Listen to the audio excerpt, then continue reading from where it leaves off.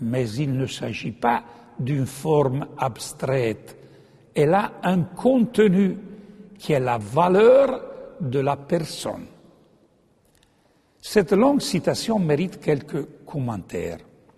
Avant toute chose, l'exigence d'unité est impossible à éliminer, même dans la cité moderne.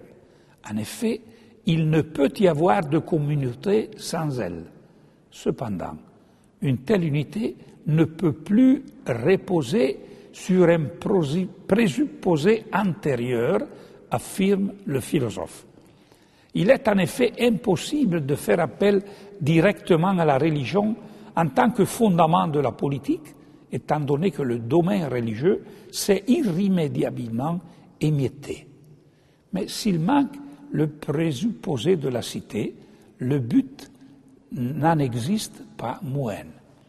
À ce propos, Delnoche ne craint pas d'utiliser le mot vérité, qui était encore assez courant à l'époque, aujourd'hui beaucoup moins.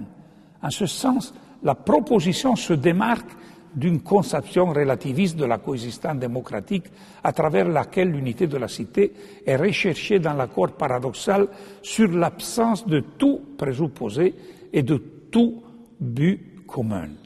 Toutefois, cette vérité ne se conçoit pas seulement comme une question essentiellement intellectuelle, mais comme une question liée dans la pratique à des conditions de vie qui rendent possible une existence à la hauteur de l'être humain.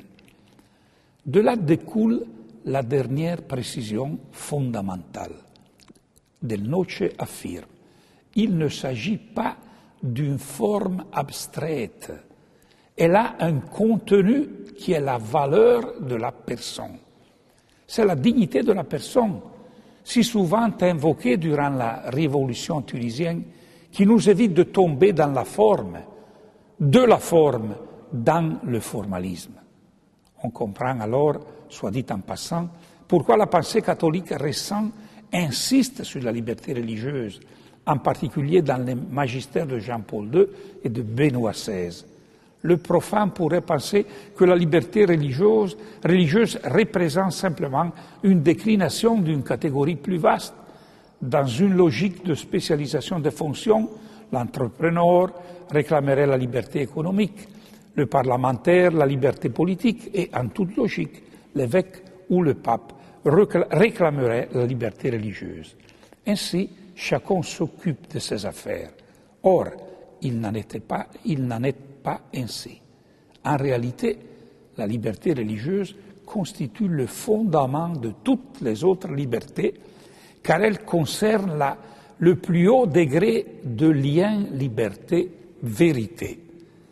Défendre la liberté religieuse, c'est reconnaître que la personne humaine a une dignité que l'on ne peut lui ôter, même lorsque, objectivement, elle se trouve dans l'erreur, en empruntant un chemin qui non seulement nous jugeons mauvais ou tout au moins partial, mais qui l'est bel et bien. En sauvegardant les précisions nécessaires sur une heure de public juste, elle demeure donc, la dignité de la personne et sa liberté, le révélateur de toutes les autres libertés, et la liberté religieuse est ce révélateur par excellence. Et par conséquent, elle demeure le fondement sur lequel doit, d'une façon impérative, reposer une cité plurielle.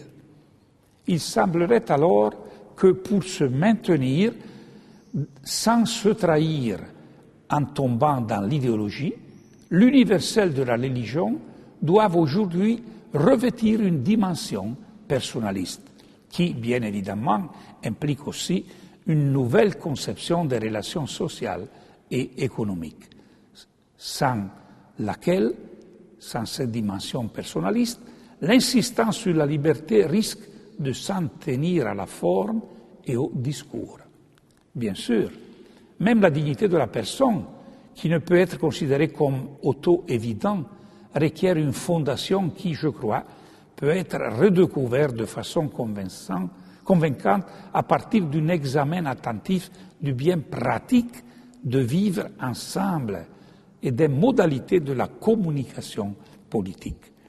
Toutefois, dans le présent exposé, je renonce à ce travail de justification que j'ai fait ailleurs, préférant insister sur le sens intuitif de la dignité de la personne que chrétiens et musulmans reconnaissent lorsqu'ils envisagent l'homme comme l'interlocuteur d'une parole divine. Il est clair que, dans une société plurielle, une telle affirmation doit être traduite, pour reprendre Habermas, en des termes que même les non-croyants peuvent comprendre à partir des demandes concrètes qui ont été avancées. Il n'en reste cependant pas moins que les croyants, dans leurs interrogations réciproques, ont l'avantage de pouvoir puiser à la richesse de leurs traditions religieuses respectives. Nous pouvons alors tirer cette conclusion provisoire. La présence musulmane vient rappeler à l'Occident qu'il n'a pas encore fini de se confronter à la question de l'universel et de l'universel religieux en particulier. Elle l'interpelle, et voilà qui réapparaît le terme que nous avons employé dans notre sous-titre. Elle interpelle interpelle l'Occident afin qu'il révise le modèle qu'il a élaboré, sans pour autant renier ses acquis incontestables en termes de coexistence civile. Les révolutions arabes nous enseignent également que l'on accède à l'universel en prenant au sérieux le particulier, l'irréductible singularité des personnes, puisque l'universel est concret ou bien il n'est pas. Bien sûr, le processus inverse va tout autant, étant donné que l'islam, si l'on en croit nombre de ses penseurs, est appelé à envisager le thème de la liberté sous un angle nouveau. Pourtant, je ne m'aventurerai pas sur ce terrain, n'ayant pas de compétences spécifiques sur la question sur laquelle porteront les interventions variées de nos différents invités. Ce qui m'importe, c'est de faire entrevoir comment, en expérimentant les relations parfois tourmentées que le christianisme a tissées avec la modernité politique, entre rejet, illusion passéiste et acceptation critique des instances positives, on peut redécouvrir des éléments utiles, y compris pour les peuples musulmans, et face à l'exigence de liberté que leurs révolutions ont lancée avec une telle force. C'est précisément dans ce sens que je parle d'un éclairage réciproque, ou bien, pour sortir de la métaphore, d'une importance culturelle objective que le christianisme revêt aujourd'hui pour l'islam et vice-versa.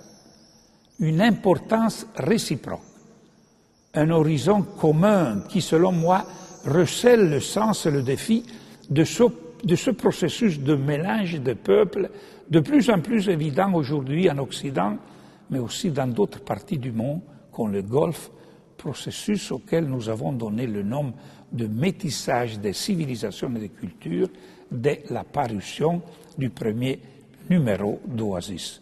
Et pourtant, tels de vieux voisins qui se sont affrontés toute leur vie, chrétiennes et musulmanes peinent à se prendre mutuellement au sérieux. La question provocatrice de Nathanaël résonne de nouveau comme un écho. De Nazareth, peut-il sortir quelque chose de bon? Oui, il peut sortir quelque chose de bon de Nazareth, même aujourd'hui, y compris pour les sociétés musulmanes. Voilà pourquoi je suis convaincu que si nous savons dépasser nos préjugés sur ce que nous connaissons déjà, nous verrons s'ouvrir devant nous des espaces inattendus et ce sera le nouveau chantier d'Oasis. Merci à tout le monde.